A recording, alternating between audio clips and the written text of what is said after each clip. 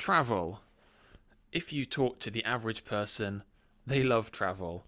Travel is something that, normal people find a good hobby, something they love talking about, something they aspire to, something they think of quite often. And I guess that's fair enough. But for me, someone living the loner life, I really don't like travel. It's something I actively dislike. Hey, and welcome to this video. This is episode 9 of my self-imposed challenge to speak every day, make a video every day for 30 days, talking unscripted and unedited about a topic. I'll leave the inspiration in the description.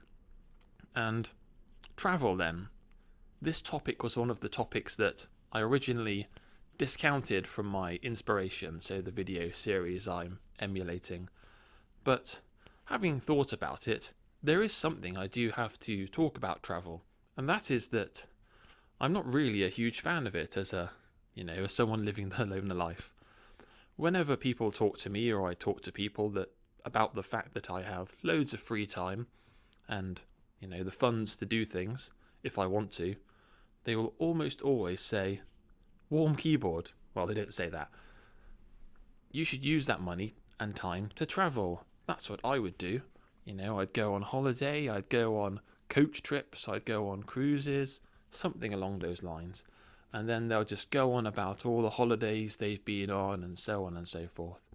And I couldn't think of anything, more that I wouldn't want to do, really. And, well, I guess perhaps there are some reasons why, but I'll talk about first a couple of times I've travelled before and what I didn't really like about it, and what I did like about it, which is something that perhaps the average person doesn't find that interesting. So, my most recent travel overseas experience was a couple of years back, and I was actually in some sort of relationship at the time. It was a unique type of relationship that I guess you can only experience as someone living the loner life. So yeah, we were dating, and we decided to take a mini cruise from Hull, which is a seaside town, or is it a city? I think it's a city in the UK. So from Hull to Amsterdam, there are these cruises from Hull to Amsterdam, whereby you get on the ferry, you spend the night on the ferry, you spend the next day in Amsterdam, and you get back on the ferry at the end of the day, and then spend the night on the ferry again, travelling slowly back up to Hull, and then that's it. I guess it's like a 3-day thing, sort of, 2.5 days, something along those lines.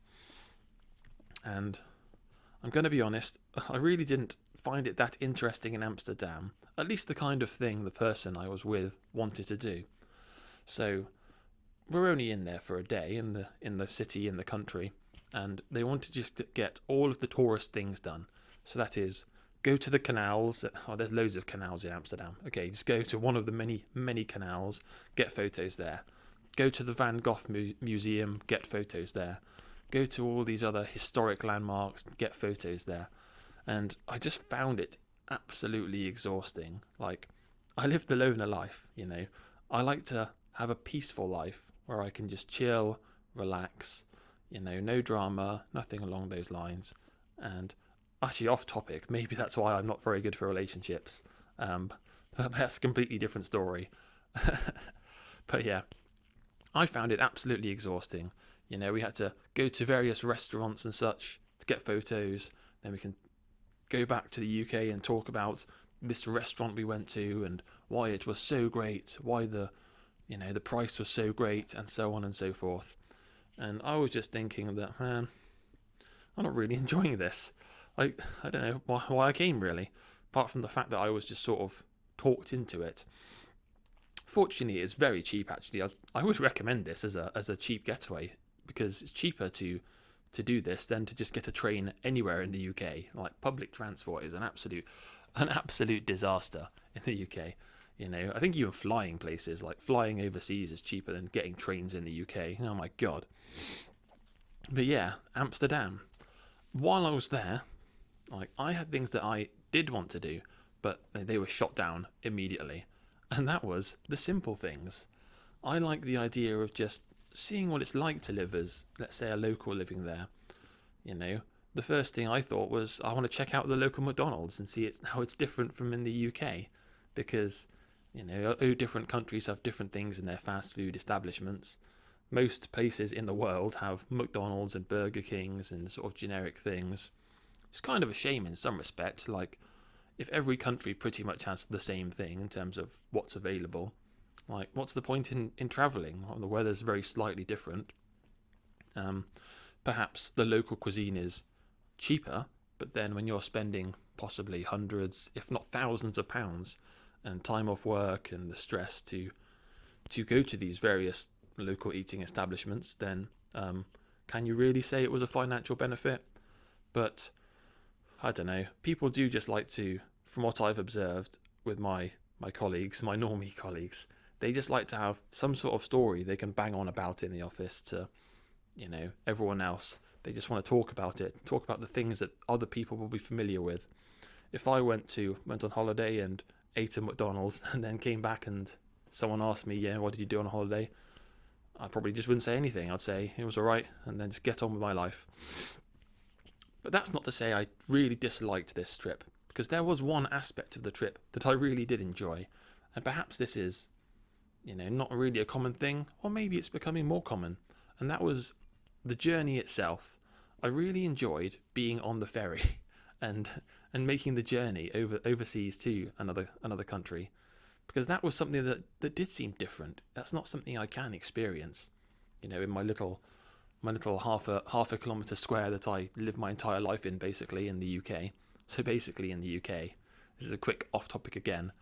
I live in my house, work is 10 minutes away, the gym is 10 minutes away, supermarkets are 10 minutes away, and that's my whole life. I just live in this like half a kilometre square, basically, and very rarely go out. I'm like a medieval peasant, never leaving his village. But yeah, the ferry was very fun, I found. It was almost like a town in some respects, a floating town that you could go out and then see the ocean from. So there are different restaurants, an all-you-can-eat buffet, a fancy restaurant. There was entertainment. There were so many bars, coffee shops, souvenir shops. I'm fairly sure there was there's duty-free and such, a perfume shop, clothing shops, a cinema, all kinds of entertainment, casinos. I think there was a small swimming pool, although maybe that was from a different ferry. And yeah, I really, really enjoyed that aspect of the trip. And it was the same, actually, for a different holiday that I can quickly talk about. So my parents live in France. In fact, my whole family lives overseas somehow. I'm the only one left in the UK. We were all born here. Actually, I was born in Wales, but I guess that still counts as the UK. It's still sort of stuck onto England, even though I live in England. But yeah, the last time I went to France, the journey itself was a very long journey. So, as I mentioned, trains are expensive. So I had to get from the north of England to the south of England, and that involved either like £100 or £200 train journey, which would be, well, maybe a 6-hour journey, or getting the National Express bus, which is a 12-hour bus journey. And that's what I went for, because it was like £11, I think. I got a good deal. And it took such a long time, but I really enjoyed it, because I got to go through all these cities and see things, I suppose, that I wouldn't normally see. We stopped off in Birmingham, a very big city compared to what I'm used to. I had a walk around there for a bit. I think I got a Five Guys, because I hadn't come to my local area yet, so I hadn't had a Five Guys before. Yeah, got all the way down to the south. I saw all different weather on the way. It snowed, it rained, it was sunny. Then I had to get, once again, a ferry. Maybe the thing I like the most is ferries. Perhaps I would be great on a cruise ship or something along those lines when I'm old. But we had to get a ferry. Well, I had to get a ferry by myself, and just chilled at the bar over the time, and got in my cabin and went to sleep, because it's a long crossing. Then you got breakfast on the ferry. This is why I kind of prefer ferries to airplanes. It is the experience. And yeah, I was picked up at the ferry port in France, and you know what? Then I was just bored out of my mind, because there's nothing to do. There's nothing to do in rural North France. Perhaps, I suppose, if I had the mindset of my colleagues, I'd go to various local locations and take photos and such, and then I'd have stories to tell people about that time I went to this random place in France and ate some local French food, like some crepes or something along those lines. But I can just sit around in my house at home and I can make French food or go to a local cafe that serves sort of French style food in the UK. I don't feel the need to go overseas to do this sort of thing. I can buy French supermarket products in the UK, probably from Amazon or something along those lines. And in France, you can get English products. It's quite funny actually. In the supermarkets, they have an English section where they've got like baked beans and brown sauce and stereotypically English things that I would never buy, probably in the UK. But maybe to the local French people, it's like a novelty.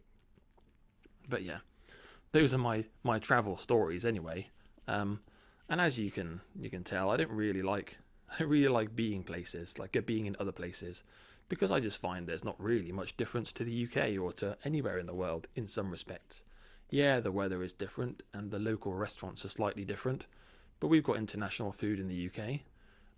Sometimes we have nice weather in the UK, and yeah, I guess I just don't see the point in all the stress that a lot of people seem to have in the travel. But I do enjoy the travel. Maybe I'd enjoy the stress of it as well. But yeah, thanks for listening to this video. Sorry it was a bit of a ramble towards the end. I didn't really talk about any conclusions or anything. But yeah, it was interesting to reflect upon these experiences. But thanks for listening, and I'll be back again tomorrow.